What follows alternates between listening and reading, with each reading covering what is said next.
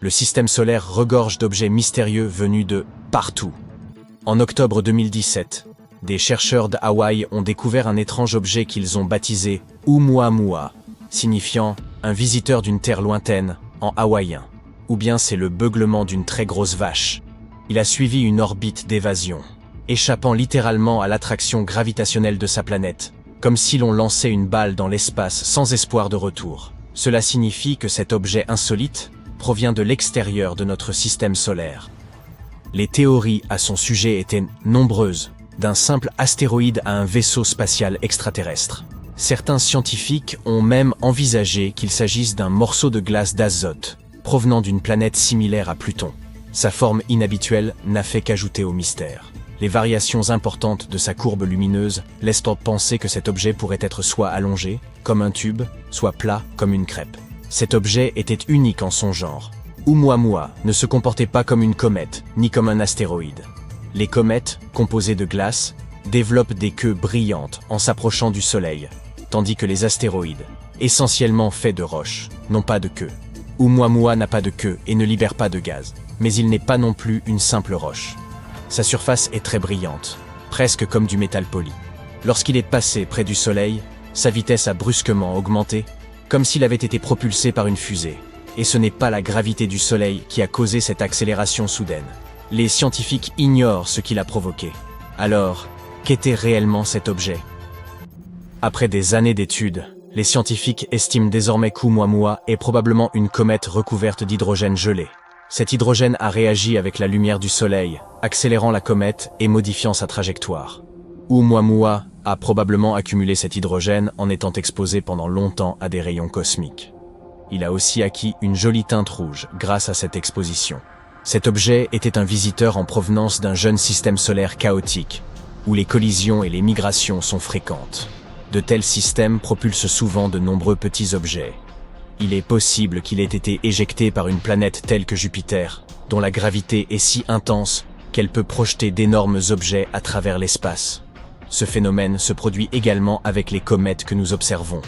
Oumuamua a déjà quitté notre système solaire, bien que des objets similaires nous rendent visite de temps en temps, environ une fois par an. Pour en apprendre davantage sur ces mystérieux visiteurs, les astronomes prévoient d'envoyer une sonde à la poursuite d'Oumuamua. Nous utiliserons les orbites de la Terre et de Jupiter pour l'accélérer suffisamment afin de le rattraper. Toutefois, certains visiteurs ont séjourné un peu plus longtemps dans notre voisinage. En octobre 2019, le télescope spatial Hubble a capturé l'image d'une comète bleuâtre, entourée de poussière et de gaz. À ce moment-là, elle se trouvait déjà dans notre système solaire, à environ 420 millions de kilomètres de la Terre, quelque part entre Mars et Jupiter. Nous avons pu observer la poussière lumineuse qui l'entourait, mais son noyau était encore invisible en raison de sa petite taille. Cependant, petit est relatif ici. Cette comète mesure environ 1000 mètres de large, soit la longueur de 10 terrains de football. En mars 2020, les images d'Hubble ont révélé qu'un petit fragment s'était détaché du noyau, indiquant que cette comète est très active, contrairement à Oumuamua. En examinant l'objet de plus près, nous avons découvert que son noyau était un mélange de glace et de particules de poussière. Sa surface est également semblable à celle d'autres comètes, avec des zones rugueuses et des couches lisses de débris glacés et poussiéreux. Cette comète a été découverte par l'astronome amateur Gennady Vladimirovitch Borisov et a donc été baptisée comète 2I Borisov. Les scientifiques ont rapidement confirmé qu'elle provenait de l'extérieur de notre système solaire. Cette comète était comme un touriste enthousiaste. Elle se déplaçait à une vitesse vertigineuse d'environ 180 000 km/h. Une telle vitesse permettrait de faire le tour de la Terre 4 fois en 1 heure. Mais cette visite était fascinante pour bien d'autres raisons. La plupart des comètes de notre système solaire proviennent de la ceinture de Kuiper ou du nuage de Oort. La ceinture de Kuiper est une région de l'espace au-delà de l'orbite de Neptune, semblable à un grand anneau lointain autour du Soleil et rempli de nombreux objets glacés. Tous sont des vestiges anciens de l'époque où notre système solaire était encore très jeune. Le nuage de Oort est beaucoup plus éloigné. Il forme une gigantesque bulle autour du système solaire, également remplie d'objets glacés très anciens. La plupart des comètes à longue période proviennent de là. Mais d'où nous vient la comète 2I Borisov? Nous ne le savons toujours pas avec certitude. Les scientifiques estiment qu'elle pourrait s'être formée dans un autre système stellaire, lequel pourrait être soit plus jeune, soit plus ancien que le nôtre. La NASA nous avait habitués à davantage de précision. Quoi qu'il en soit, il est possible qu'elle ait été expulsée de son système d'origine, tout comme l'a été Oumuamua. Bien que la comète 2I Borisov soit trop petite pour conserver sa propre développer une chevelure lorsqu'elle s'est rapprochée du Soleil. Le terme chevelure désigne ce magnifique nuage de gaz lumineux et de poussière qui entoure le noyau de la comète. Il se forme lorsque la chaleur du Soleil provoque la vaporisation de la glace qui s'y trouve, libérant ainsi de la poussière et du gaz dans l'espace. Cette comète était plus conviviale qu'Oumuamua et nous a permis de l'étudier davantage. Nous avons ainsi découvert des caractéristiques intéressantes, comme le fait qu'elle n'avait jamais interagi avec une autre étoile par exemple. Malheureusement, Borisov a également dû nous fausser compagnie. Elle se trouve à présent sur une trajectoire qui la renverra dans l'espace interstellaire. Néanmoins, d'autres visiteurs nous sont en approche. Et vous avez peut-être entendu parler de celui-ci. La grande comète de 1996. C'est ainsi que nous avons surnommé la comète Hyakutake. Elle a également été nommée d'après l'astronome Yuji Hyakutake, qui l'a découverte, par une incroyable coïncidence, à la veille du Nouvel An. Le 25 mars 1996, cet objet est passé incroyablement près de la Terre. À peine 0,1 unité astronomique, soit un peu plus loin que la Lune. Il a survolé le pôle Nord, faisant de cette entrevue l'une des plus rapprochées avec une comète de ces 200 dernières années. Visible dans le monde entier, elle était très brillante et s'étendait largement dans le ciel. Et elle ne s'est pas contentée de rester visible une seule nuit. Elle est devenue de plus en plus apparente au cours du mois de mars, se classant parmi les objets les plus brillants du ciel nocturne à la fin du mois. Elle n'a complètement disparu qu'à la fin du mois de mai. C'est une comète à longue période, ce qui signifie qu'il lui faut des centaines d'années pour orbiter autour du Soleil. La dernière fois qu'elle nous a rendu visite, c'était il y a environ 17 000 ans, mais sa période orbitale a maintenant augmenté jusqu'à 70 000 ans. Mais ne vous en faites pas, d'autres comètes illumineront nos jours et nos nuits. De plus, certains objets spatiaux préfèrent s'attarder plus longtemps. Vient ensuite cet astéroïde, Kaepaoka Awela. Vous m'excuserez si j'en écorche le nom. En hawaïen, ce dernier signifie l'espiègle de Jupiter. Heureusement, les scientifiques ont eu la bonté de le surnommer BZ, pour faciliter la vie de votre sympathique narrateur. C'est un petit astéroïde, d'environ 2,9 km de diamètre. Comme son nom l'indique, il partage une orbite avec Jupiter. Mais voici un détail fascinant. Cet astéroïde se déplace dans la direction opposée, ce qu'on appelle une orbite rétrograde. Cet astéroïde inhabituel a été découvert en novembre 2014. Il orbite autour du Soleil pendant environ 11 ans et 8 mois, passant parfois à l'intérieur et à l'extérieur de l'orbite de Jupiter. Il en est ainsi depuis au moins 1 million d'années, et il continuera encore ainsi pendant un autre million d'années. Mais pourquoi se déplace-t-il de façon si singulière? BZ pourrait bien être un vagabond interstellaire. Peut-être est-il passé par notre système solaire il y a environ 4 milliards et demi d'années, à l'époque où le Soleil se formait. Ensuite, il aurait été capturé par sa gravité, tout en conservant une orbite opposée. Ou peut-être provient-il du nuage de Oort. Dans ce cas, il pourrait avoir hérité son orbite étrange de la mystérieuse planète 9, un corps hypothétique dont on suspecte l'existence dans notre système solaire, bien au-delà de Neptune. Quoi qu'il en soit, cet astéroïde nous offre un aperçu précieux de l'histoire du système solaire et de la manière dont les matières organiques pourraient voyager depuis l'espace interstellaire jusqu'à nous. À tout moment, des milliers d'objets de notre système solaire proviennent de l'espace lointain. Ils y restent pendant des durées variables. Mais parfois, nous avons de la chance, et ils nous en apprennent beaucoup sur l'espace qui nous entoure.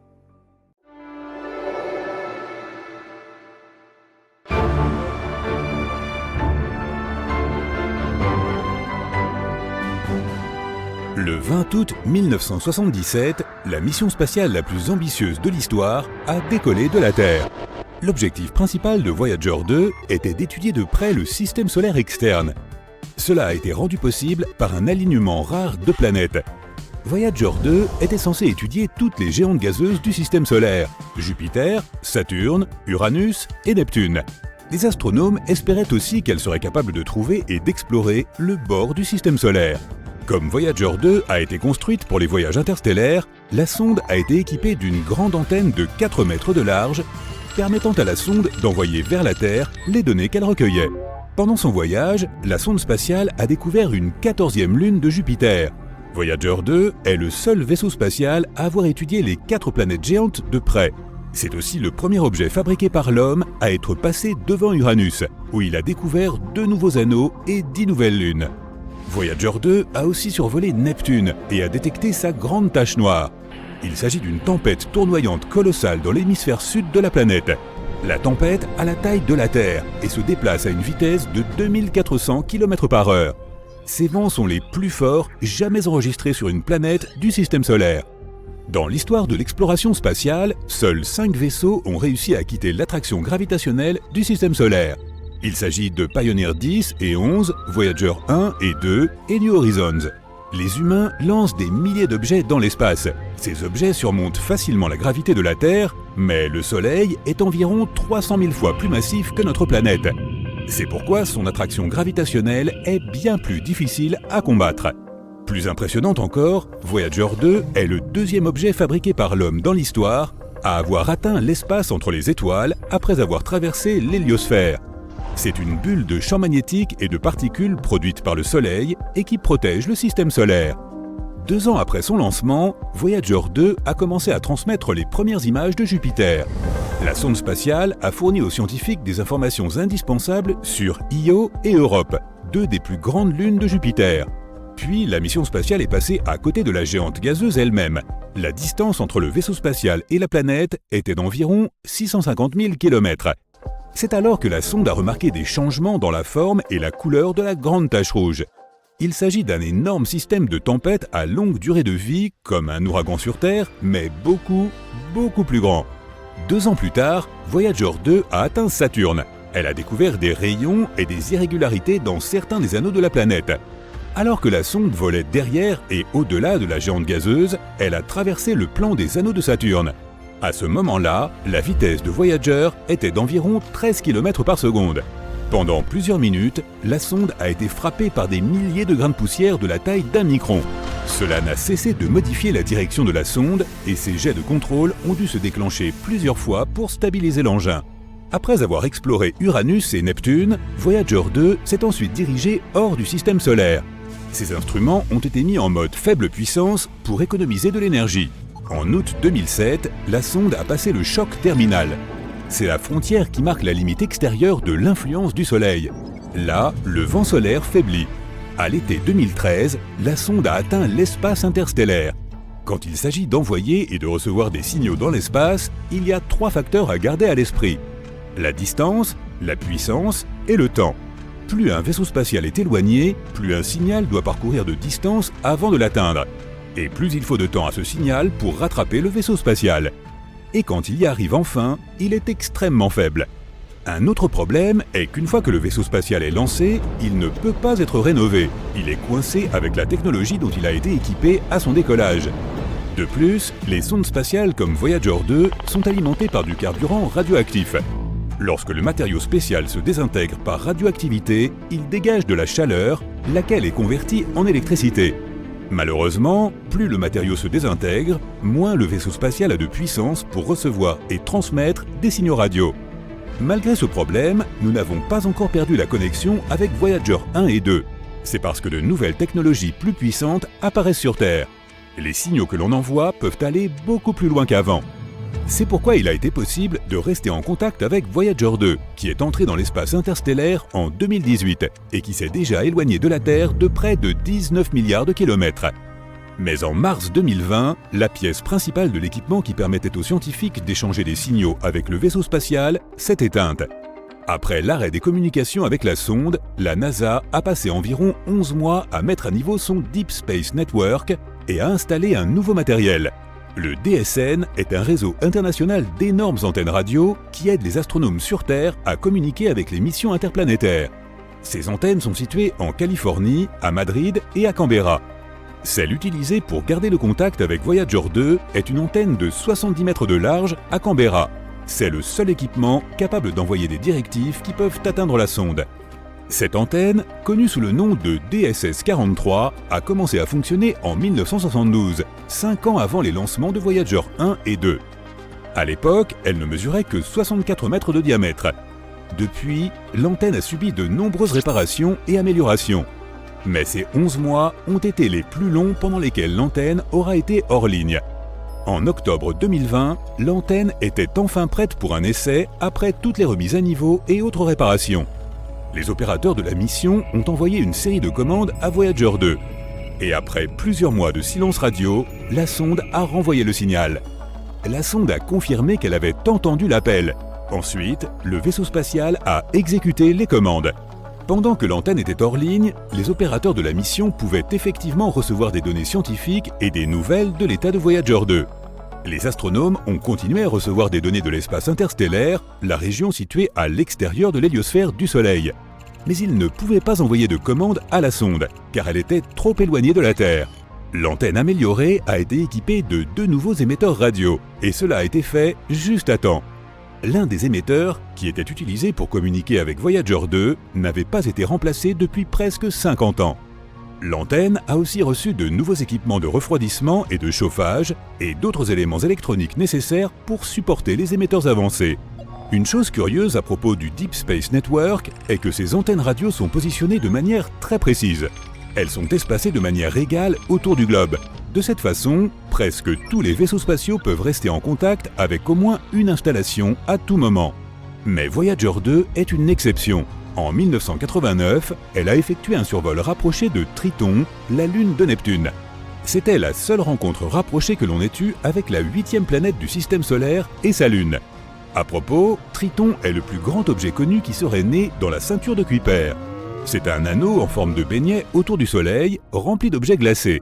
Voyager 2 a découvert le système d'anneaux de Neptune et ses minuscules lunes intérieures. La sonde a aussi recueilli beaucoup d'informations étonnantes sur Triton. Par exemple, il est apparu clairement que la Lune était couverte de cryovolcans. Au lieu de cracher de la roche en fusion, ces volcans crachent de la glace composée d'eau, d'ammoniac et de méthane. Lorsque la sonde spatiale New Horizons est passée devant Pluton plus de 25 ans plus tard, elle a découvert le même phénomène sur la planète naine. Quoi qu'il en soit, pour faire ce détour, Voyager 2 a dû passer au-dessus du pôle nord de la géante de glace. Mais cela a modifié la trajectoire de la sonde, la faisant dévier vers le sud par rapport au plan des planètes. Depuis, Voyager 2 se déplace dans cette direction. Et maintenant, la sonde est si loin qu'elle est hors de portée des antennes radio de l'hémisphère nord, celles de Madrid et de Californie. Cela fait de DSS 43, qui se trouve dans l'hémisphère sud, la seule antenne suffisamment puissante et diffusant juste la bonne fréquence pour envoyer des commandes à Voyager 2. Voyager 1, la jumelle de la sonde, qui voyage plus vite, n'a quant à elle pas modifié sa trajectoire. Après être passée devant Saturne, elle a pris un chemin différent. C'est pourquoi aujourd'hui, elle peut facilement communiquer avec les 2 installations de l'hémisphère nord. La mise à niveau dont a bénéficié le complexe de Canberra peut aussi profiter à d'autres missions spatiales, comme par exemple le rover martien Perseverance qui a atterri sur la planète rouge le 18 février 2021. L'antenne sera également cruciale pour l'exploration d'autres planètes et de la Lune. Voyager 1, qui voyage dans l'espace interstellaire depuis plus de 45 ans et arbore aujourd'hui une longue barbe grise, non, je plaisante, a soudainement commencé à envoyer des signaux étranges vers la Terre. Encore plus bizarre, il n'y a aucun signe que la sonde soit abîmée, ni quoi que ce soit de ce genre. Les scientifiques de la NASA essaient désespérément de trouver la raison de cette anomalie. Alors, que s'est-il passé exactement ? Tout d'abord, laisse-moi t'en dire un peu plus sur Voyager 1 et son long voyage. Voyager 1 est une sonde spatiale américaine. Les scientifiques de la NASA l'ont envoyée dans l'espace le 5 septembre 1977. L'objectif de Voyager était d'explorer les planètes excentrées de notre système solaire, à savoir Jupiter et Saturne. Au départ, les scientifiques pensaient que sa mission durerait environ 5 ans. C'est peu de choses que de dire qu'il faisait erreur. La sonde a dépassé toutes les attentes. Non seulement elle a rempli sa mission, mais elle fonctionne toujours. Elle s'est avérée bien plus résistante que prévu. Voyager 1 parcourt l'espace depuis plus de 45 ans. Il serait difficile de sous-estimer tout ce que Voyager 1 a accompli pour la science. Tout d'abord, elle a envoyé avec succès de nombreuses photos de Jupiter et de Saturne vers la Terre. Au fait, tu peux admirer ces photos toi-même, elles sont publiées sur le site de la NASA. Grâce à Voyager, nous avons aussi découvert plusieurs nouvelles lunes de Jupiter et un système d'anneaux jusqu'alors inconnu. Nous avons appris que la célèbre tache rouge de Jupiter était en fait une tempête géante et super rapide. Et après avoir quitté l'orbite de Neptune, Voyager nous a aussi envoyé beaucoup de données importantes sur le plasma interstellaire. Ainsi, Voyager 1 a prouvé avec succès aux scientifiques à quel point elle était utile. Après cela, elle s'est joyeusement dirigée vers son objectif suivant, la ceinture de Kuiper et les confins de l'héliosphère. La ceinture de Kuiper est un anneau de corps glacé qui s'étend de Neptune à une distance d'environ 5 UA du Soleil. Elle est un peu similaire à la ceinture d'astéroïdes, mais environ 20 fois plus étendue et 100 fois plus lourde. L'héliosphère est une zone autour du Soleil où la pression du vent solaire est équilibrée par la pression du gaz interstellaire. Oui, je sais, ça a l'air un peu compliqué et très pointu, dit comme ça. Mais garde à l'esprit que ces données nous aident vraiment à comprendre l'univers dans son ensemble. C'est donc la dernière mission de Voyager, nous en dire plus sur l'espace interstellaire. La sonde nous a déjà envoyé plus de 60 images formant une mosaïque du système solaire à une distance de plus de 6,4 milliards de kilomètres de la Terre. Les scientifiques ont utilisé ces clichés pour composer une grande photo colorée. La photo a été baptisée un point bleu pâle. Et tu as probablement déjà deviné ce qu'est ce point. Oui, c'est à ça que ressemble notre Terre à travers les objectifs de Voyager. Cette photo montre clairement à quel point nous sommes minuscules. Mais Voyager 1 a aussi une autre mission, encore plus importante. Raconter à d'autres civilisations ce que nous sommes nous, les humains. Tu as peut-être entendu parler des fameux disques d'or de Voyager. Les scientifiques ont créé tout un tas de fichiers audio et vidéo et les ont enregistrés sur ces supports. Il y a plusieurs sections. La première contient Bonjour en 55 langues, y compris des langues anciennes et éteintes. Près de 80% des enregistrements sont des morceaux de musique différents. Musique classique, Bach, Beethoven, Mozart, Stravinsky. Musique folklorique de différents pays et différentes époques. Et un peu de blues, par exemple de célèbres chansons de Louis Armstrong et de Chuck Berry. Les 20% restants contiennent des enregistrements de différentes voix humaines, des sons de la nature et des cris d'animaux, ainsi que 116 images codées en signaux audio. Il y a aussi des enregistrements d'un discours de Kurt Waldheim, un ancien secrétaire de l'ONU, et de Jimmy Carter, le président américain de l'époque. Il s'agit simplement de messages amicaux. En plus des disques, les scientifiques ont aussi préparé un instrument pour les lire. Mais ne t'inquiète pas, ils ont aussi envoyé un dessin qui montre comment utiliser tout ce matériel et comment traduire les sons en images. Ils ont ajouté les coordonnées de la Terre, qu'ils ont créées à l'aide d'une carte des pulsars. Elle montre la position du Soleil dans la Voie lactée.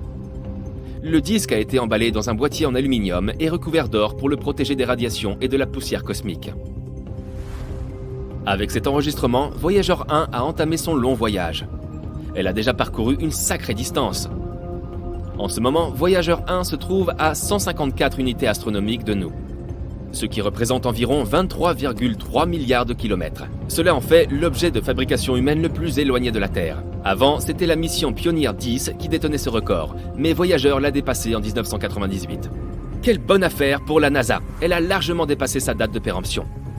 Voyager 1 est en fait si cool qu'elle a même surpassé sa sœur jumelle, Voyager 2. Qui, soit dit en passant, avait été envoyé dans l'espace 2 semaines plus tôt. Voyager 1 se déplace à une vitesse de 17 km par seconde, ce qui représente 56 000 km par heure. Pour comparaison, la voiture de sport la plus rapide du monde ne se déplace qu'à 491 km à l'heure.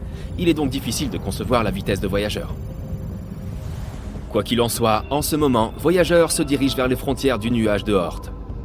C'est le nom d'une couche hypothétique d'objets glacés entourant le système solaire. Les astronomes n'ont pas encore confirmé son existence, mais ils sont presque sûrs qu'il est là.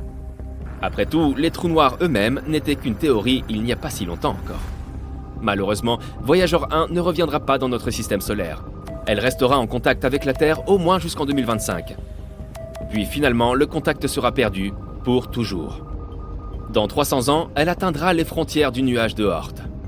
Et dans 30 000 ans, je ne serai plus là, moi, elle quittera enfin le système solaire. Enfin, si rien ne lui arrive en cours de route, 10 000 ans après ça, Voyager 1 s'approchera de l'étoile naine rouge Gliese 445, située dans la constellation de la Girafe. Ensuite, la sonde continuera probablement à se balader dans la Voie lactée. Et maintenant, parlons enfin de ces mystérieux signaux. Alors, que s'est-il passé ? Eh bien, une chose plutôt inhabituelle. Le Jet Propulsion Laboratory de la NASA, qui surveille et contrôle les 2 voyageurs, a signalé ce problème en mai 2022. Notre vieille sonde spatiale a soudainement commencé à envoyer des données étranges vers la Terre. Cette situation laisse même les ingénieurs de la NASA perplexes. Je parie que tu te dis « Oh, elle est probablement simplement tombée en panne ou quelque chose comme ça ». Mais la vérité est que Voyageur 1 va très bien. Elle fonctionne comme d'habitude, reçoit et exécute les commandes envoyées depuis la Terre et continue de collecter et d'envoyer des données scientifiques. Mais les relevés de l'AACS, qui signifie sous-système de contrôle d'attitude et d'articulation, ne nous montrent plus dans quel état se trouve réellement Voyageur. Ce système assure l'orientation de la sonde dans l'espace et l'aide à rester en contact avec la Terre. Donc en gros, ces signaux signifient que l'orientation de la sonde dans l'espace est perturbée. Mais les scientifiques affirment que ce n'est pas le cas. Ils savent que la source du signal, l'antenne, se trouve dans la même position par rapport à la Terre que prévu. Le problème n'a déclenché aucun des systèmes de protection contre les défaillances. La sonde n'est même pas passée en mode sans échec. Alors, qu'est-ce qui se passe au juste dans l'univers ? Suzanne Dodd, la responsable du projet, affirme que le problème n'est en fait pas si inattendu. Après tout, Voyageur 1 a déjà 45 ans. L'experte admet que ce qui arrive à la sonde reste un mystère pour eux. Ils ne savent pas exactement d'où proviennent ces données incorrectes. Et la façon dont cela affectera le fonctionnement de Voyageur n'est pas très claire. Elle ajoute cependant que ce n'est pas si surprenant que cela, étant donné que la sonde se trouve dans l'espace interstellaire. Le niveau de radiation y est très élevé. Aucun vaisseau spatial n'a jamais atteint ce point auparavant. Les scientifiques de la NASA disent qu'ils vont continuer à surveiller de près les données provenant de Voyageur 1, jusqu'à ce qu'ils trouvent le problème. S'ils le trouvent, l'équipe directrice essaiera de le résoudre. Sinon, ils devront s'adapter à ces nouvelles conditions. Mais il se peut que la seule compréhension du problème ne suffise pas vraiment. Il faut pas moins de 20h33 pour recevoir un signal de Voyageur. Et il faut le même temps pour y répondre. Au moins, la deuxième sonde, Voyageur 2, va très bien. Même si elle se trouve aussi actuellement dans l'espace interstellaire à une distance de 19,3 milliards de kilomètres de la Terre. Quoi qu'il en soit, nous ne pouvons qu'attendre des nouvelles et espérer que le problème sera résolu. En fait, je me demande combien de temps Voyageur 1 va encore durer. Sera-t-elle capable de voler jusqu'aux frontières du nuage de Oort dans 300 ans ? Et toi, qu'en penses-tu ? Donne-moi ton avis dans les commentaires. Des milliers d'étranges vaisseaux spatiaux pénètrent dans l'espace aérien de la Terre. Ils descendent sur notre planète et traversent les villes, plongeant le monde dans un chaos total. Soudain, la porte du plus grand vaisseau s'ouvre et une étrange créature en sort. Elle essaie d'imiter notre langue et dit qu'ils viennent d'une étoile lointaine, Proxima Centauri. Une telle chose pourrait se produire car des scientifiques ont récemment capté un étrange signal radio en provenance de cette étoile. Proxima Centauri est l'étoile la plus proche de notre système solaire. Elle se trouve à seulement 4,2 années-lumière. Cela signifie qu'un rayon de lumière qui part de cette étoile atteint la Terre en 4,2 ans. Cela correspond aussi à 270 000 fois la distance entre la Terre et le Soleil. L'étoile Proxima Centauri elle-même est trop pâle pour que nous puissions la voir à l'œil nu dans le ciel nocturne. Mais son système cache un petit secret. Envolons-nous vers elle et regardons tout ça de plus près. Voici donc cette naine rouge. Elle est 7 fois plus petite que notre Soleil et 8 fois plus légère. Proxima Centauri est 1,5 fois plus grande que Jupiter et presque 150 fois plus lourde. Mais ce que nous cherchons est un peu plus loin.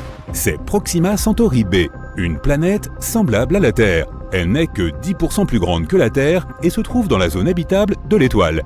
C'est la distance parfaite, ni trop loin, ni trop près. La température n'y est donc ni trop élevée, ni trop basse. L'eau, si elle existe sur cette planète, peut être à l'état liquide. Et il se peut donc que la vie y soit apparue et y ait évolué. Elle est peut-être même assez développée pour nous avoir envoyé le signal que nous avons reçu. Un signal radio, ce sont essentiellement des ondes. Elles ont une certaine fréquence et une certaine longueur. Et on peut toujours distinguer un signal artificiel d'un signal généré naturellement. Le signal que nous avons capté de Proxima Centauri b avait une fréquence de 982 MHz. La radio ordinaire que nous écoutons dans notre cuisine ou dans notre voiture capte des signaux d'environ 100 MHz. C'est pourquoi les scientifiques ont conclu que ce signal avait été créé artificiellement. De tels signaux pourraient être un moyen de communication entre les mondes développés. Et s'il s'agit vraiment d'un message d'une civilisation extraterrestre, nous devrions être capables de le décoder. Pour cela, toute civilisation doit utiliser la méthode de cryptage la plus simple. Par exemple, la Terre a déjà envoyé un signal radio dans l'espace. Il s'agissait du message d'Arecibo. Ce message est composé de 1779 bits. C'est un rectangle de 23 carrés sur 73 qui contient des informations sur notre civilisation chiffrées à l'aide d'un code binaire. En haut du rectangle, il y a le système de numération que nous utilisons. Ils sont inscrits en blanc. Cette chose violette est la clé pour lire la partie suivante du message. Les numéros atomiques des éléments comme l'hydrogène, le carbone, l'azote, l'oxygène et le phosphore sont codés dans cette clé. Ce sont les éléments clés qui peuvent donner naissance à la vie. Si ceux qui reçoivent ce signal peuvent donner un sens au numéro et à la clé, ils peuvent lire la partie suivante du message. Ces choses vertes sont les éléments constitutifs de notre chaîne d'ADN. Et tout en bas, voici la chaîne d'ADN elle-même. Le rectangle blanc indique le nombre de paires de ces blocs de construction, et les hélices bleues montrent la forme d'une chaîne d'ADN. Ensuite, nous voyons la silhouette humaine elle-même. L'objet blanc et bleu à sa gauche est un nombre codé indiquant notre taille moyenne. L'humain est dessiné ici au-dessous de la chaîne d'ADN pour que la civilisation extraterrestre puisse comprendre à quoi nous ressemblons. Et le rectangle blanc à droite du dessin de l'humain indique la population de la Terre au moment du message. Elle était de 4,2 milliards en 1974, soit presque la moitié de la population actuelle. La partie suivante est un dessin de notre système solaire. Le grand carré jaune est le Soleil. Viennent ensuite toutes les planètes de notre système, y compris Pluton. À l'époque, elle était considérée comme une planète. La Terre est un peu décalée vers le haut pour que la civilisation extraterrestre puisse comprendre d'où vient ce message. Et le dernier dessin représente l'observatoire d'où ce message a été envoyé. Ce signal est maintenant en route vers l'amas d'étoiles M13 à 25 000 années-lumière de la Terre. Il n'arrivera donc pas avant 25 000 ans. Et il nous faudra 25 000 ans de plus avant d'obtenir une réponse, s'il y a vraiment quelqu'un de l'autre côté qui peut recevoir le signal. Si le signal de Proxima Centauri est lui aussi un message, nous aurons besoin de temps pour le décoder. Alors, allumons notre machine à calculer super puissante et attendons le résultat. Mais ce n'est pas le premier signal mystérieux que nous captons sur Terre. Des scientifiques ont enregistré un signal inhabituel appelé WOW en 1977. Ils ont supposé qu'il provenait de la constellation du Sagittaire. Le télescope a capté ce signal pendant une durée impressionnante de 72 secondes. Plus tard, l'un des scientifiques a conclu que le signal était artificiel. Il a écrit « WOW » sur la page d'impression, tout simplement sa réaction. Les observations et études suivantes ne nous ont pas permis de capter à nouveau ce signal. Selon certaines théories, il provenait d'un vaisseau spatial qui passait par là. Et comme il était reparti, nous ne pouvions plus détecter son signal. Mais le plus probable est qu'il ait été créé sur Terre. Dirigé vers le haut, il se serait réfléchi sur un objet à haute altitude, par exemple sur un avion, un satellite, ou sur des débris spatiaux en orbite autour de notre planète. Ensuite, il aurait été capté par le télescope. Et comme il avait été créé par l'homme, toutes ses caractéristiques, comme sa longueur d'onde et sa fréquence, ont pu dérouter les scientifiques. En 2017, des scientifiques ont enregistré une éruption sur Proxima Centauri. La luminosité de l'étoile a été multipliée par 1000 en seulement 10 secondes. Avant cela, il y avait eu une autre éruption, plus faible, mais qui a duré environ 2 minutes. Avec ces éruptions, Proxima Centauri a émis d'énormes quantités de radiation. S'il y avait de la vie sur la planète proche de l'étoile, ces éruptions l'auront probablement détruite. Les vents stellaires auront simplement anéanti l'atmosphère de la planète et rendu sa surface impropre à la vie. Dans l'ensemble, la planète Proxima Centauri b reçoit 60 fois plus de rayonnement à haute énergie et 400 fois plus de rayons X que la Terre. Les scientifiques ont conclu qu'il n'y a qu'une chance sur 100 millions qu'il y ait de la vie sur cette planète. Et même si nous ne savons pas encore avec certitude si le signal était artificiel ou naturel, le scénario d'un groupe de vaisseaux spatiaux débarquant soudain sur Terre est très probablement impossible. Notre seule méthode pour rechercher des civilisations extraterrestres est d'utiliser les ondes radio. Elles sont comme un bruit fort qui part de notre planète dans différentes directions à la vitesse de la lumière. Le principal problème ici, ce sont les distances gigantesques. Notre galaxie, la Voie lactée, a un diamètre de 100 000 années-lumière. Suppose qu'il y ait de la vie à l'autre bout. Si nous leur envoyons un signal radio, il n'atteindra pas la planète avant 100 000 ans, et nous ne recevrons pas de réponse avant 200 000 ans. Ce serait la même chose si quelqu'un voulait un jour nous contacter. Nous n'avons pas appris à créer et à recevoir des signaux radio avant le 19e siècle. Si une civilisation est apparue en même temps que nous, quelque part dans la Voie lactée, et qu'elle a inventé la radio, nous ne recevrons pas son signal avant plusieurs millénaires. De plus, le bruit radio de notre planète commence à s'estomper. Nous utilisons le Bluetooth, la fibre optique, la télévision par câble. Dans environ 100 ans, nous ne serons plus audibles pour les autres mondes. Ou pire encore, imagine qu'il y ait eu quelque part une civilisation qui envoyait des signaux dans l'espace. Les signaux atteignaient notre planète, mais nous n'avions pas encore la technologie pour les capter. Puis, ce monde émetteur a évolué et son signal s'est éteint. Nous aurions pu capter des restes d'ondes radio à la dérive dans l'univers, mais nous avons installé nos antennes trop tard. Il y a environ 2000 milliards de galaxies dans l'univers. Chacune d'entre elles contient des milliers de milliards d'étoiles semblables à notre Soleil. Il y a peut-être une planète près de l'une d'elles qui ressemble à la nôtre. La vie pourrait y être apparue. Cette civilisation lointaine, tout comme nous, regarde dans ses télescopes et espère capter un jour le signal radio d'une planète inconnue. Des sons étranges et inhabituels sortis de nulle part se répandent dans toute notre galaxie, se répétant constamment, et nous n'avons jamais rien entendu de tel auparavant. Les scientifiques l'ont découvert en 2020 et cela ne ressemblait à aucune des autres signatures énergétiques qu'ils avaient déjà étudiées. Des signaux radio clairs et puissants se produisent de temps à autre et disparaissent mystérieusement en l'espace d'une journée. Cela ne correspond au profil d'aucun corps spatial que nous connaissions. Le signal est un peu irritant et il disparaît de façon aléatoire. Lorsque les scientifiques ont essayé de faire correspondre le signal avec les observations d'autres télescopes, il avait disparu. Les étoiles de faible masse émettent parfois des ondes radio, mais pas ici car leur équivalence s'exprime surtout en rayons X. Les étoiles effondrées très denses comme les pulsars et les magnétars ne constituent pas non plus une explication possible. La solution la plus proche qu'ils aient trouvée est une classe mystérieuse d'objets que nous connaissons sous le nom de source radio du centre galactique, GCRT. Il s'agit d'une source radio qui brille et s'illumine rapidement. Elle se désintègre près du centre de notre galaxie et pourrait nous aider à percer les mystères de l'univers. Si tu avais une voiture volante capable d'accélérer à la vitesse de 95 km/h, tu n'aurais besoin que d'1 heure pour aller dans l'espace. La Lune est un peu plus loin, 400 000 km, soit environ 10 fois la circonférence de notre planète. Cela signifie qu'un voyage sur la Lune reviendrait à faire le tour du globe 10 fois de suite, ce qui prendrait moins de 6 mois. Un voyage vers Pluton prendrait plus de 800 ans. Proxima b est la voisine semblable à la Terre la plus proche que nous ayons. C'est un petit monde rocheux qui tourne autour de l'étoile voisine la plus proche de notre Soleil. Elle tourne autour de la zone habitable de son astre, une zone suffisamment éloignée de toute autre étoile pour que les conditions y soient modérées.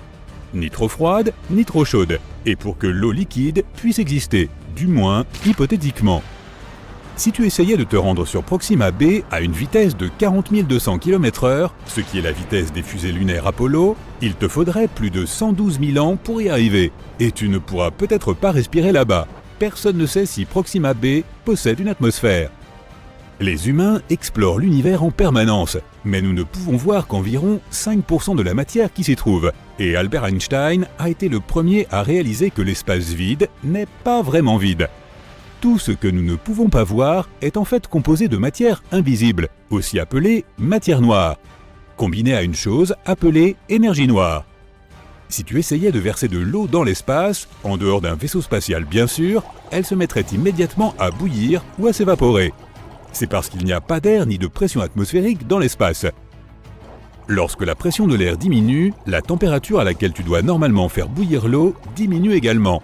Cela signifie que l'eau bout beaucoup plus vite au sommet d'une montagne qu'au niveau de la mer par exemple. Il n'y a pas de pression atmosphérique dans l'espace. L'eau pourrait donc bouillir à une température très basse.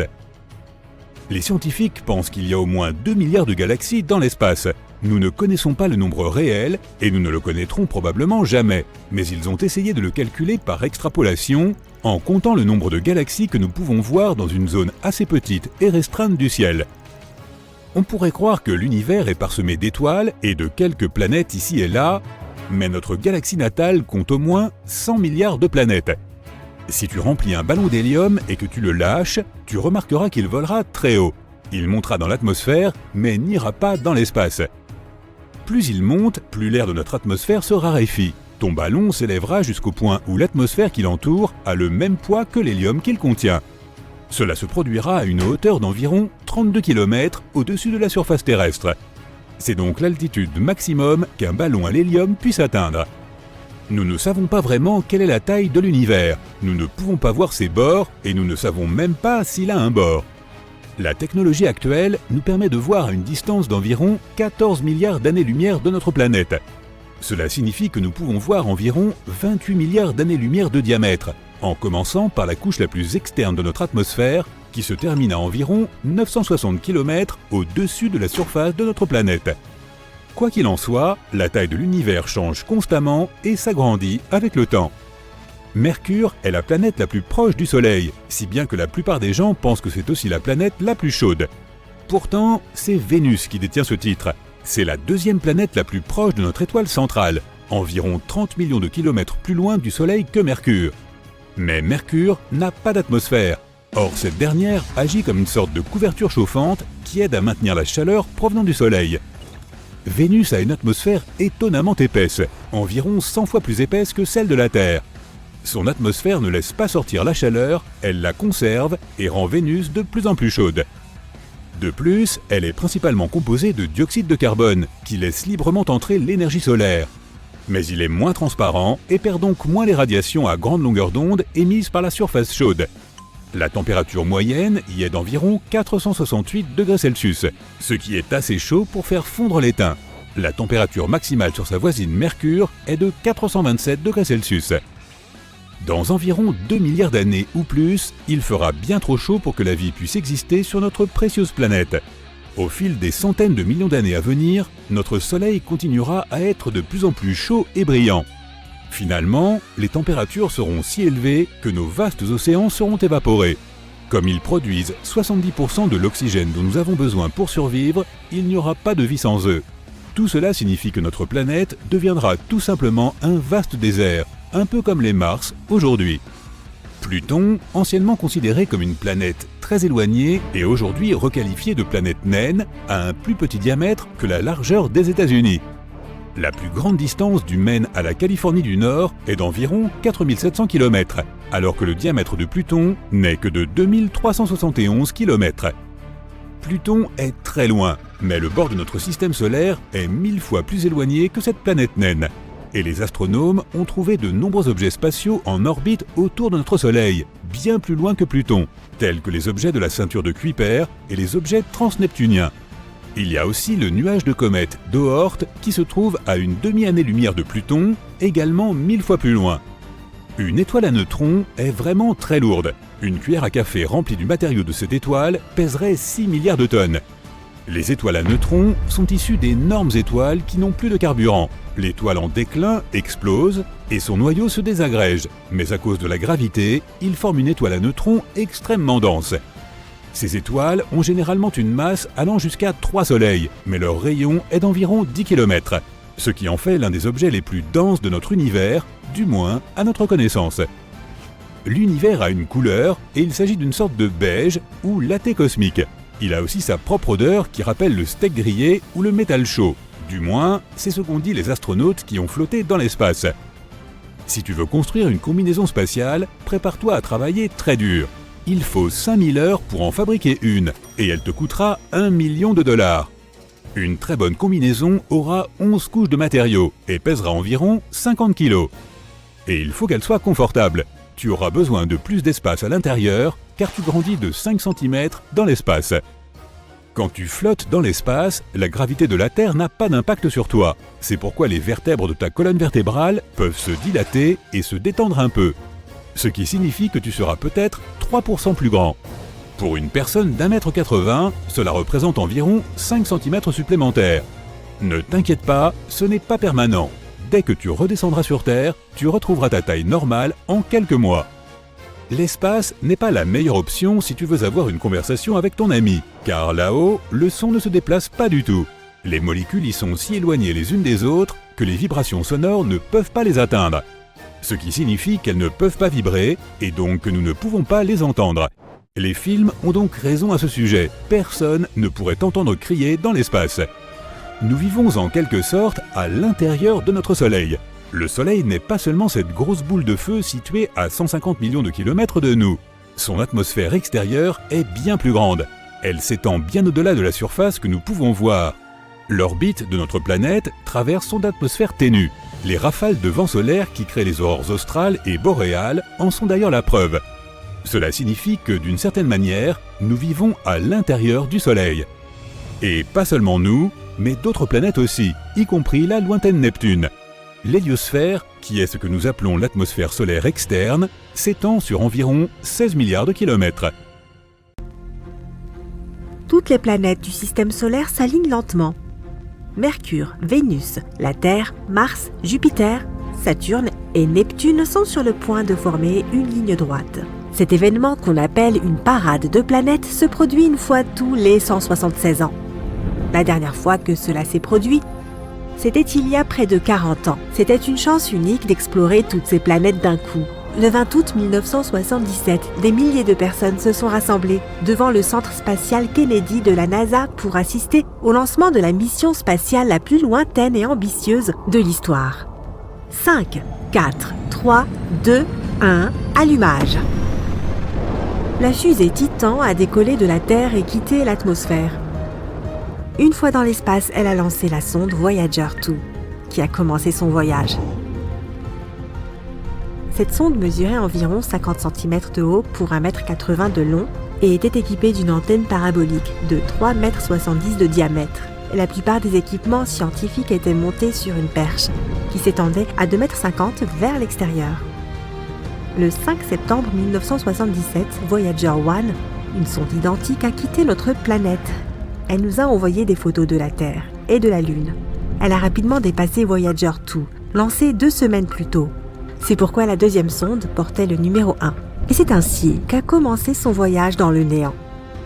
Le 5 mars 1979, à environ 4 fois la distance entre la Terre et le Soleil, Voyager 1 s'est approchée de Jupiter, prête à l'analyser à l'aide d'une douzaine de gadgets, dont un système de caméras comprenant différents objectifs.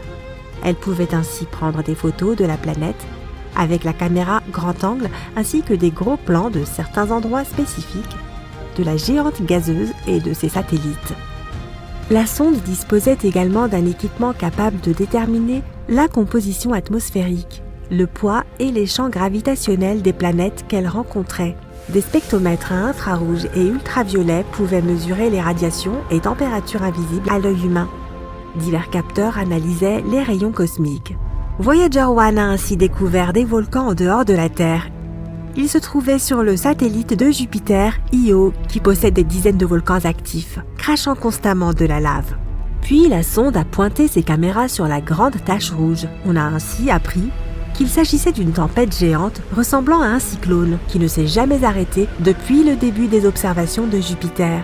C'est aussi la première fois que des éclairs étaient détectés en dehors de notre planète. Voyager 1 a aussi remarqué que Io agissait comme un générateur électrique pour Jupiter. Des ions, qui sont des particules chargées, volaient constamment vers la géante gazeuse, formant un courant électrique de 5 millions d'ampères. Voyager 1 continua ensuite son voyage. 5 mois plus tard, Voyager 2 s'est aussi approché de Jupiter. Cette planète a des anneaux autour d'elle, mais différents de ceux de Saturne. Quand les satellites rocheux de Jupiter sont entrés en collision, ils ont formé de petits débris qui se sont progressivement transformés en fine poussière. Puis Voyager 2 s'est approché d'Europe.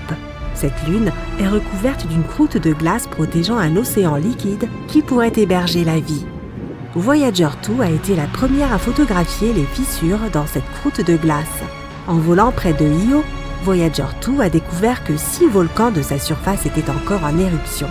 Cela signifie que les périodes d'activité de ces volcans pouvaient durer plusieurs mois. Les 2 sondes spatiales ont fait plusieurs fois le tour de Jupiter, puis elles se sont enfoncées plus loin dans l'espace. Une telle manœuvre gravitationnelle leur permettait de gagner en vitesse et d'économiser du carburant. Le 9 novembre 1980, Voyager 1 avait déjà parcouru 8 fois la distance Terre-Soleil. Elle arriva vers Saturne et découvrit 3 nouveaux satellites de la géante gazeuse, Atlas, Prométhée et Pandore. Cela prouva la théorie selon laquelle ces satellites étaient des lunes maintenant les anneaux de Saturne alignés. Il s'est aussi avéré que, contrairement à Jupiter, ces anneaux contenaient aussi de la glace. Voyager 1 a observé Titan, le plus grand satellite de Saturne. Il est 50% plus grand que notre Lune et a même une atmosphère. C'est le seul endroit du système solaire à part la Terre où la présence d'eau liquide ait été prouvée. C'est pourquoi les scientifiques ne nient pas la possibilité de vie là-bas. Voyager 1 a ensuite quitté l'orbite de Saturne, mais en prenant cette fois de la hauteur par rapport à l'alignement des planètes. Presque un an plus tard, Voyager 2 est arrivé et a survolé plusieurs satellites glacés de Saturne. On pense qu'il y a longtemps, ces lunes sont entrées en collision et ont projeté d'énormes morceaux de glace et de roches dans l'espace. En orbitant autour de Saturne, Ces débris se sont lentement transformés en poussière composée de glace et de roches, donnant ainsi naissance au fameux anneau de Saturne. Voyager 2 est ensuite parti vers sa prochaine cible, située à 17 fois la distance Terre-Soleil, où elle arriva 5 ans plus tard. Pour la toute première fois, un objet fabriqué par l'homme s'approcha d'Uranus. Voyager 2 y a découvert 11 nouvelles lunes. Elle a aussi découvert qu'Uranus était la planète la plus froide du système solaire. Sa température est de moins 213 degrés Celsius. C'est 4 fois plus froid que la température du pôle Sud. À ce moment, la Deep Space Network était testée pour la première fois sur Terre. Il s'agit d'un réseau de radiotélescopes répartis sur toute la planète qui vise certains points du ciel pour établir une communication avec des objets extrêmement éloignés. Ces télescopes ont reçu avec succès les signaux de Voyager 1 et Voyager 2. Le 25 août 1989, Voyager 2 avait déjà parcouru 23 fois la distance Terre-Soleil pour arriver à Neptune. C'était la première fois que l'on recevait des images de cette planète bleue d'aussi près. La sonde y a découvert 6 nouvelles lunes et a également pris les premières photos des anneaux de Neptune. Les ingénieurs ont ensuite coupé les caméras de la sonde afin d'économiser de l'énergie pour son ordinateur principal et les instruments mesurant les vents solaires et interstellaires. Voyager 2 a ensuite quitté Neptune pour se diriger vers l'espace lointain, là où elle n'avait plus besoin de caméras. Quelques mois plus tard, Voyager 1 a envoyé sa dernière photo à la Terre. C'est un portrait de famille de notre système solaire tout entier. Chaque point pâle montre une planète. On reconnaît à peine la Terre. Sa caméra a ensuite été coupée pour économiser de l'énergie. C'était le début de la mission interstellaire de Voyager 1. Pendant 15 ans, la sonde a volé aux confins du système solaire. Le 16 décembre 2004, elle a traversé le choc terminal. C'est là que le vent solaire ralentit soudainement et se réchauffe après être entré en collision avec le vent interstellaire. Voyager 1 a réussi à endurer cette épreuve et a poursuivi son aventure. En 2007, Voyager 2 a traversé la même frontière. À ce moment, ses capteurs ont enregistré une température d'environ 130 degrés. Mais la sonde a réussi à y résister et a poursuivi son voyage dans le cosmos. Les 2 sondes se sont ensuite déplacées dans des directions différentes. Elles ont ainsi découvert que l'héliosphère, cette bulle de vent solaire, n'était pas parfaitement ronde mais ressemblait plutôt à un œuf. Le 25 août 2012, Voyager 1 est devenu le premier objet fabriqué par l'homme à entrer dans l'espace interstellaire. C'est aussi l'objet artificiel envoyé le plus loin de toute l'histoire de l'humanité. Le 5 novembre 2018, Voyager 2 a également quitté le système solaire, poursuivant également son voyage dans l'espace lointain. Les 2 sondes voyagent maintenant depuis 44 ans.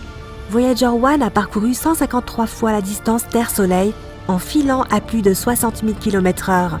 Dans environ 300 ans, les sondes atteindront le nuage de Oort. Il s'agit d'une région hypothétique entourant le système solaire où il n'y a que des astéroïdes et des blocs de glace. Les scientifiques pensent que les sondes pourraient atteindre les étoiles les plus proches dans les 40 000 prochaines années. Peut-être qu'un jour elles exploreront des mondes inconnus. Elles pourraient découvrir des planètes ressemblant à la nôtre. Elles pourraient même rencontrer une civilisation intelligente. C'est pour cela que chaque sonde transporte un disque d'or sur lequel figure un message contenant 115 images, dont nos systèmes numériques, une carte du système solaire, des images de ces planètes, des diagrammes de l'ADN humain, des portraits d'humains, des paysages terrestres, des salutations traduites dans 55 langues de la Terre, y compris les plus anciennes et les plus récentes, et également 90 minutes de musique provenant de différents endroits de notre planète. Les sondes Voyager transportent aussi un dispositif permettant de lire ces sons. Si une autre civilisation reçoit cet enregistrement, ces scientifiques pourront alors le décoder et ils pourraient décider de nous rendre visite. Ils devraient cependant répéter le voyage inverse de Voyager, soit des dizaines d'années-lumière à travers l'espace intersidéral, entrer dans notre système solaire et enfin survoler Neptune, Uranus, Saturne, Jupiter, Mars et la ceinture d'astéroïdes en direction de notre petite planète bleue.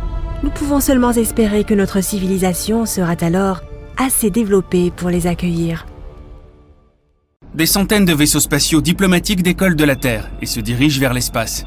Lorsqu'ils atteignent leur destination, ils sont accueillis par des vaisseaux extraterrestres. C'est le premier contact de l'humanité avec une civilisation extraterrestre. On a réussi à les détecter il n'y a pas si longtemps, dans un système stellaire très proche de chez nous. Celui de Proxima Centauri. Cette étoile, une naine rouge, est la plus proche de notre système solaire. Elle est 7 fois plus petite que notre Soleil, et donc seulement 50% plus grande que Jupiter. Mais Proxima Centauri est 8 fois plus lumineuse que le Soleil. Ce système stellaire se trouve à 4,2 années-lumière. C'est le temps qu'il faut à un photon pour voyager de cette étoile à la Terre. À titre de comparaison, il ne faut que 8 minutes à la lumière du Soleil pour atteindre notre planète. Si tu décidais de te rendre sur Proxima Centauri, il te faudrait environ 73 000 ans avec une fusée classique. C'est plus long que l'existence même de notre civilisation intelligente. Mais ce n'est pas l'étoile elle-même qui nous intéresse, c'est la planète qui est en orbite autour d'elle. Il s'agit de Proxima Centauri b. Elle est 17% plus grande que la Terre et environ 10% plus lourde. Elle tourne autour de son étoile à une distance de 7,3 millions de kilomètres. À titre de comparaison, la Terre est à 150 millions de kilomètres du Soleil, soit 20 fois plus loin. Mais l'étoile haute, Proxima Centauri, est une naine rouge. Elle n'émet pas autant de lumière et de chaleur que notre Soleil. La planète Proxima Centauri b se trouve donc en plein dans la zone habitable de l'étoile. Elle est située à une distance si parfaite de son étoile mère qu'il n'y fait pas trop chaud et qu'elle ne se transforme pas non plus en un bloc de glace. En d'autres termes, la température qui y règne permet à l'eau d'exister à l'état liquide. Cela signifie que Proxima Centauri b pourrait abriter la vie. Mais d'autres observations de la planète ternissent quelque peu le tableau. L'étoile haute est très instable. Sa luminosité change trop fréquemment. En 2017, les astronautes ont été témoins d'un flash catastrophique. L'étoile a accru sa luminosité près de 1000 fois pendant 10 secondes. Avant cela, il y a eu un autre flash, plus faible. La planète a reçu une énorme quantité de radiation. S'il y avait eu de la vie là-bas, cette éruption l'aurait complètement anéantie. Dans l'ensemble, Proxima Centauri b reçoit environ 400 fois plus de rayons X que la Terre. Les organismes vivants complexes ne peuvent pas vivre dans de telles conditions. Les scientifiques affirment que même s'il y avait une atmosphère et un océan sur Proxima Centauri b, ce rayonnement constant les ferait tout simplement disparaître de la planète. Proxima Centauri b est si proche de son étoile haute qu'elle est en rotation synchrone avec celle-ci.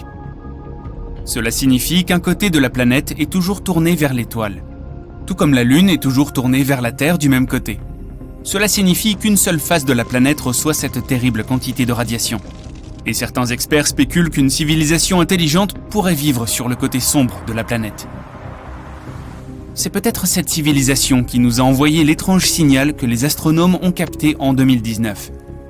Les scientifiques l'ont décrit comme une éruption optique brillante et de longue durée, accompagnée d'une série de sursauts radio intenses et cohérents. Ce signal radio a été observé pendant 30 jours par l'un des radiotélescopes de la Terre. Les scientifiques ont pensé que le signal était artificiel et qu'il aurait pu être envoyé par une civilisation extraterrestre. On peut supposer que le signal provenait de Proxima Centauri b ou de l'une des lunes qui pourraient se trouver dans ce système stellaire. Mais d'autres observations n'ont pas permis de détecter à nouveau le signal. Désormais, la principale théorie affirme que ce signal radio n'était qu'une sorte d'interférence provenant d'une technologie terrestre. Mais que se passerait-il s'il avait vraiment été envoyé par une civilisation vivant sur la face cachée de Proxima Centauri b? Eh bien, nous pourrons bientôt le découvrir avec certitude. Un tout nouveau télescope est en train d'être lancé dans l'espace. Il s'agit du télescope spatial James Webb. Son lancement est prévu pour la fin de l'année 2021. Une fusée d'appoint décollera de la Terre et entrera en orbite. Puis elle livrera le télescope à un point précis, entre notre planète et le Soleil, où leurs forces gravitationnelles sont à peu près égales. De plus, il n'y a pas de pollution lumineuse dans l'espace, contrairement à la surface de la Terre. Il n'y a pas non plus de nuages ou d'autres conditions météorologiques qui pourraient gêner le télescope. Le télescope spatial James Webb remplacera le télescope Hubble, qui fonctionne depuis 1990. Ce nouveau télescope coûte 9,8 milliards de dollars. Et voici pourquoi. Il utilisera un miroir aussi large qu'un ring de boxe. Cela lui permettra de voir très loin dans l'espace. Si loin d'ailleurs, que la lumière de certains événements qui s'y déroulent n'aura pas encore atteint la Terre. Cela signifie que nous pourrons littéralement regarder dans le passé. Le télescope spatial James Webb verra l'univers presque immédiatement après le Big Bang. Nous verrons comment les premières étoiles et galaxies sont nées, et comment l'univers s'est transformé en ce que nous observons aujourd'hui. Mais ce télescope pourra aussi être utilisé pour examiner Proxima Centauri b. Les astronomes y chercheront de la lumière artificielle, comme les lumières LED que nous avons sur Terre. Si Proxima Centauri b abrite vraiment de la vie sur sa face sombre, alors les habitants ont dû apprendre à transférer la chaleur et la lumière de sa face éclairée. Et ils doivent aussi utiliser une lumière artificielle pour alimenter la vie de leur côté. Le télescope spatial James Webb est suffisamment puissant pour distinguer les ondes lumineuses émises par l'étoile de celles qui pourraient être créées artificiellement du côté obscur de la planète. Et si nous détectons effectivement une lumière artificielle, nous aurons la toute première confirmation qu'une civilisation intelligente pourrait exister en dehors de notre système solaire. Mais il y a toujours une marge d'erreur dans les calculs et l'interprétation des données. La seule façon d'établir la vérité une fois pour toutes est d'envoyer une sonde spatiale vers Proxima Centauri B. Nous pourrons alors obtenir de vraies photos de la planète. Le principal problème est la distance. Bien que Proxima Centauri soit le système stellaire le plus proche de la Terre, il faut quand même des dizaines de milliers d'années pour s'y rendre. Après tout, la sonde spatiale Voyager 1 a eu besoin d'environ 44 ans rien que pour quitter le système solaire. Et ce n'est qu'un minuscule pas par rapport à la distance réelle de l'étoile la plus proche. Nous avons donc besoin d'autres méthodes de déplacement, et elles doivent être beaucoup plus rapides. Certains scientifiques veulent envoyer des microsondes vers Proxima Centauri B. Elles ne sont pas plus lourdes qu'une aiguille à coudre. Un véhicule de lancement déploiera environ 1 millier de ces sondes en orbite. Puis elles déploieront une voile spatiale. C'est un matériau ultra léger qui utilisera la puissance de la lumière pour créer une poussée. Lorsque la voile sera déployée, un puissant faisceau laser sera concentré sur elle. Cela accélérera les sondes jusqu'à environ 20% de la vitesse de la lumière. Ce sera un record de vitesse absolue selon les normes actuelles. Mais il faudra encore environ 21 ans pour que ces sondes atteignent leur destination. Et nous devrons attendre environ 4 ans de plus pour recevoir le premier signal de leur part. Le système stellaire de Proxima Centauri n'est pas le seul monde à accueillir potentiellement la vie. Et l'une des tâches du télescope spatial James Webb est d'en trouver d'autres. Les puissants instruments du télescope lui permettront de trouver des planètes relativement froides, où les températures sont proches de celles de la Terre. Nous pourrons étudier en détail environ 2 douzaines de systèmes stellaires proches. Et nous pourrons détecter non seulement les planètes elles-mêmes, mais aussi leurs lunes. Les scientifiques s'attendent à un bond dans la découverte d'exoplanètes. Dès la mise en service du télescope en 2022, nous détecterons constamment de nouveaux mondes et en apprendrons davantage sur ceux qui ont déjà été découverts. Le télescope spatial James Webb nous permettra aussi de mieux étudier notre propre système solaire, et notamment la lune de Jupiter baptisée Europe par exemple. Les scientifiques pensent qu'il pourrait y avoir de l'eau là-bas. Bien qu'Europe ressemble à un bloc de glace, l'interaction gravitationnelle de la Lune avec Jupiter réchauffe son noyau. Cela fait probablement fondre la glace située profondément sous la surface. Il est donc probable qu'il y ait un océan sous la croûte de glace. Des conditions similaires pourraient exister sur Encelade, la lune de Saturne. Cette lune est géologiquement active. Il y a des geysers qui jaillissent des fissures à la surface du satellite. Les instruments infrarouges du télescope spatial James Webb pourront explorer Europe et Encelade, à la recherche de biosignatures. Ce sont les traces d'activité d'organismes vivants ou de bactéries. Ce télescope est prévu pour fonctionner pendant environ 6 ans. Mais à l'avenir, nous en lancerons un encore plus grand. Il s'appelle LUVOIR, qui est l'acronyme de Large UV Optical Infrared Surveyor. Son miroir sera 2 fois plus grand que celui du télescope spatial James Webb et presque 7 fois plus grand que celui de Hubble. Il devrait être lancé en 2039 et mis en orbite à l'aide d'une fusée super lourde. Puis, il faudra livrer le télescope à sa destination, à 1,5 million de kilomètres de la Terre. Ensuite, il commencera ses observations. Nous pourrions apprendre à voyager plus vite que la vitesse de la lumière à ce moment-là. Ensuite, si nous trouvons une planète potentiellement habitable à l'aide du télescope, nous pourrons y envoyer une sonde spatiale, ou même une équipe d'explorateurs. Dans ce cas, une rencontre diplomatique avec une civilisation extraterrestre pourrait devenir réalité.